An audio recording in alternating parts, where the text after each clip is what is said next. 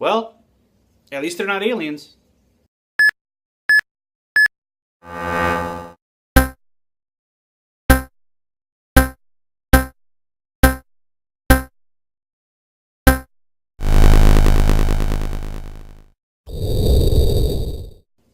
Welcome to the Lost Levels review of Teenage Mutant Ninja Turtles, a movie that had huge controversy when it was first announced, just because of the fact that Michael Bay produced this. So you're automatically thinking this movie is just going to be crazy action and really not have a good story at it. But they wanted to change the origin story to make the Turtles aliens, and the internet went crazy.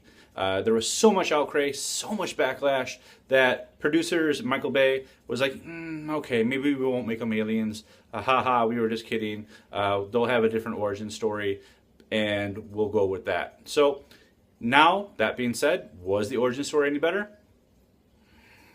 Not really.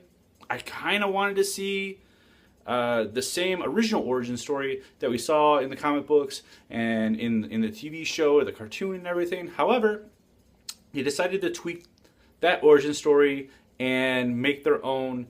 And by doing that, they kind of changed the universe and made it a lot smaller. So I don't want to ruin the origin story, but I don't like the change that they did. I almost wanted to see the alien one if they're going to make a different origin story to begin with. This one just doesn't work. I don't like it very much.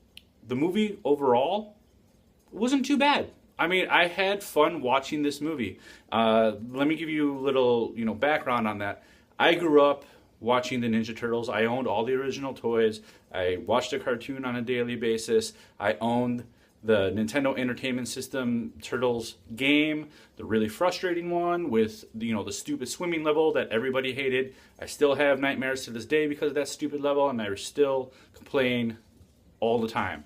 I really did not go into this movie thinking that I'm going to enjoy this film just because of everything you've heard about it going into it.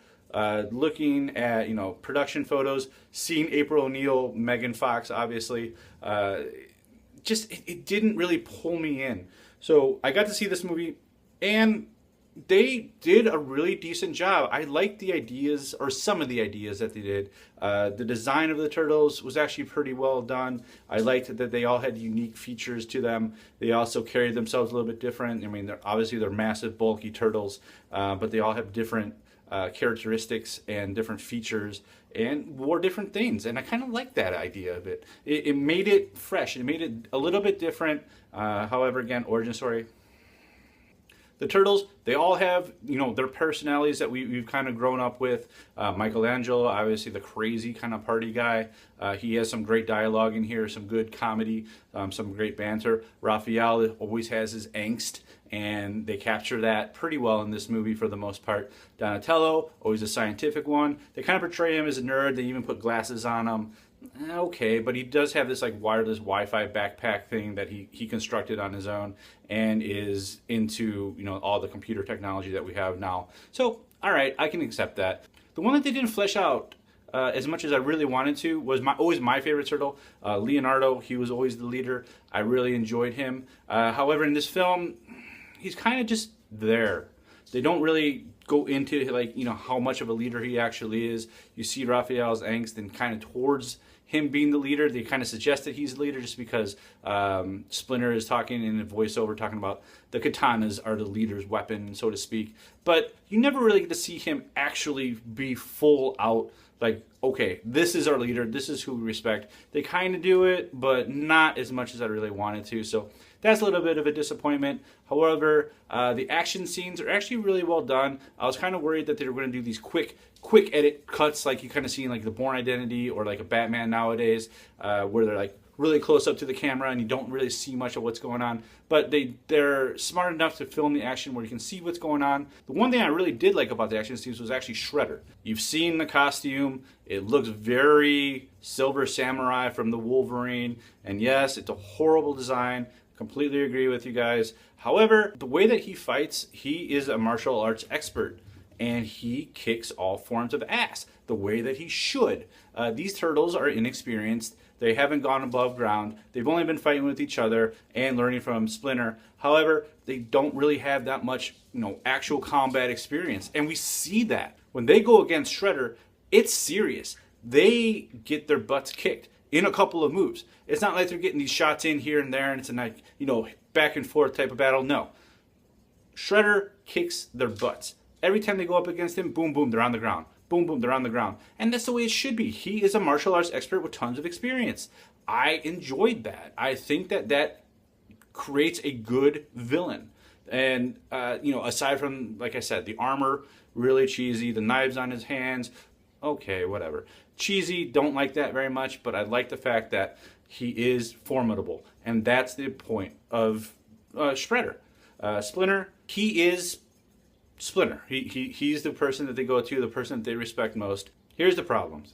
April O'Neil. Megan Fox, not a great April O'Neil.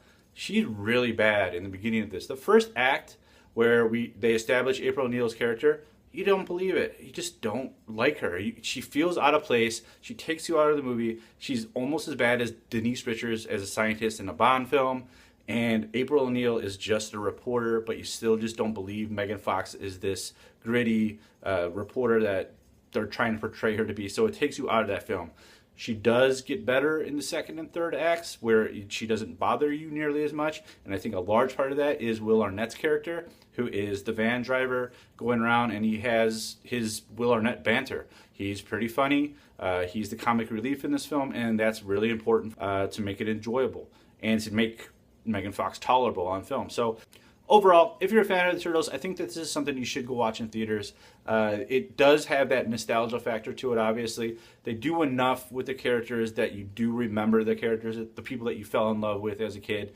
And it's a pretty decent, entertaining action flick. So buy a popcorn, go check this out in theaters, and you'll probably enjoy yourselves. Let us know what you think about Teenage Mutant Ninja Turtles. Comment in the section below. And if you like more reviews from Lost Level, please subscribe to our channel. We are on lostlevel.com. We also have a podcast where we go over news in games and movies. Like us on Facebook, facebook.com/lostlevel. We have a Twitter page, twitter.com/thelostlevel. All this information is on lostlevel.com. Thanks for watching. Talk to you guys soon.